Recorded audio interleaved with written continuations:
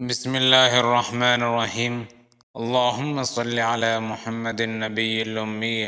حضرت عبداللہ ابن عباس رضی اللہ عنہ سے مرفوعاً مروی ہے کہ آپ صلی اللہ علیہ وسلم نے فرمایا، کیا میں تمہیں جنتی لوگوں کے بارے میں نہ بتاؤں؟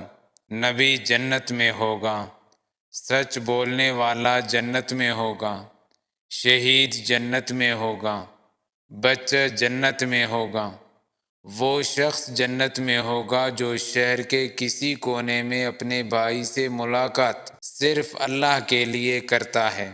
تمہاری بیویاں بھی جنت میں ہوں گی، جو اپنے شوہروں سے بہت زیادہ محبت کرنے والی، زیادہ بچے جننے والی اور بار بار شوہر کی طرف آنے والی ہوں گی۔ وہ بیوی جب ان کا شوہر ناراض ہو جائے تو آ کر اپنا ہاتھ اس کے ہاتھ میں رکھے اور کہے، جب تک تم راضی نہیں ہوں گے میں ایک لقمہ بھی نہیں چکھوں گی۔